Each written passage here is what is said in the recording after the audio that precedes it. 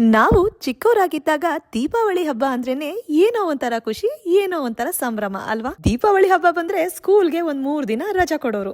ಹಬ್ಬದ ದಿನ ಬೆಳಗ್ಗೆನೆ ಎದ್ದು ಆ ಬಿಜಿಲಿ ಪಟಾಕಿಗಳನ್ನ ಹೊಡಿಯೋದಂದ್ರೇನೆ ಏನೋ ಒಂಥರ ಖುಷಿ. ಇನ್ನು ರೋಡ್ಗಳಲ್ಲಿ ಹುಡುಗರುಗಳು ಕಾಂಪಿಟೇಷನ್ ಮೇಲೆ ಪಟಾಕಿಗಳನ್ನ ಹೊಡಿತಾ ಇದ್ರು. ಇನ್ ಕೆಲವರು ಪಟಾಕಿಲಿ ಬೇಜಾನ್ ತರ್ಲೆಗಳಾಟ ಆಡ್ತಿದ್ರು. 3 ದಿನನೂ ಪಟಾಕಿ ರಾಕೆಟ್ ಗಳದೇ ಸದ್ದು. ಇದ್ರ ಜೊತೆ ದೀಪಾವಳಿ ಹಬ್ಬಕ್ಕೆ ಉದಯ ಟಿವಿಲಿ ಹೊಸ ಸಿನಿಮಾನು ಹಾಕ್ತಿದ್ರು. ಆ ದಿನಗಳನ್ನ ನೆನ್ಸ್ಕೊಂಡ್ರೇನೆ ಏನೋ ಒಂಥರ ಖುಷಿ ಅನ್ಸುತ್ತೆ. ಆದ್ರೆ ಅಮೆರಿಕಾಗ್ ಬಂದ್ಮೇಲೆ ಈಗ ಅದೆಲ್ಲ ಬರೀ ಸವಿ ನೆನಪಾಗಿದೆ. ದೀಪಾವಳಿ ಹಬ್ಬ ಆಚರಣೆ ಅಂತೂ ಮಾಡ್ತೀವಿ, ಪಟಾಕಿಗಳು ಸಹ ನಮ್ಗಿಲ್ ಸಿಗುತ್ತೆ. ಆದ್ರೆ ನಮ್ ಮನೆ ಮುಂದೆ ಪಟಾಕಿಗಳನ್ನ ಹೊಡಿಯಂಗಿಲ್ಲ. ಇಲ್ಲಿ ಕೆಲವೊಂದ್ ಏರಿಯಾಗಳಿಗೆ ಮಾತ್ರ ಪಟಾಕಿ ಹೊಡಿಯಕ್ಕೆ ಪರ್ಮಿಷನ್ ಕೊಟ್ಟಿರ್ತಾರೆ. ಏರಿಯಾ ಅಂದಿದ ತಕ್ಷಣ ರೋಡ್ ಅಲ್ಲಿ ನಿಂತ್ಕೊಂಡು ಪಟಾಕಿ ಹೊಡಿಯಕ್ ಆಗಲ್ಲ. ಅವ್ರವ್ರ ಕಮ್ಯುನಿಟಿಲಿ ಅವ್ರವ್ರ ಮನೆಗಳ ಮುಂದೆ ಇಲ್ಲ ಕಮ್ಯುನಿಟಿಲಿ ಇರೋ ಖಾಲಿ ಜಾಗದಲ್ಲಿ ಪಟಾಕಿಗಳನ್ನ ಹೊಡಿಬಹುದು. ಪರ್ಮಿಷನ್ ಇಲ್ಲದೆ ಇರೋ ಜಾಗದಲ್ಲಿ ಅಪ್ಪಿತಪ್ಪಿ ಏನಾದ್ರೂ ಪಟಾಕಿ ಹೊಡೆದ್ರೆ ಸರಿಯಾಗಿ ಫೈನ್ ಹಾಕ್ತಾರೆ. ಮನೆ ಮುಂದೆ ಕಮ್ಯುನಿಟಿಲಿ ಪಟಾಕಿ ಹೊಡೆದ್ರು ಕೆಲವೊಂದ್ ರೂಲ್ಸ್ ಇದೆ. ಸುಸುರ್ ಬತ್ತಿ, ಫ್ಲವರ್ ಪಾಟ್ಸ್, ಭೂಚಕ್ರ ಅಂತದ್ನ ಮನೆ ಮುಂದೆ ಹೊಡಿಬಹುದು. ದೊಡ್ಡ ಸರ ಪಟಾಕಿಗಳನ್ನ, ಆಟಮ್ ಬಾಂಬ್ ನ, ರಾಕೆಟ್ ಗಳನ್ನ ಇಲ್ಲಿ ಮನೆಗಳ ಮುಂದೆ ಹೊಡಿಯಕ್ಕಾಗಲ್ಲ. ಇಲ್ಲೆಲ್ಲ ವುಡನ್ ಮನೆಗಳಾಗಿರೋದ್ರಿಂದ ಸೇಫ್ಟಿ ಪರ್ಪಸ್ಗೆ ಅವರು ಈ ತರ ರೆಸ್ಟ್ರಿಕ್ಷನ್ಸ್ ಹಾಕ್ತಾರೆ. ಹಾಗೆ ಇಲ್ಲಿ public safety, fire safety, pollution,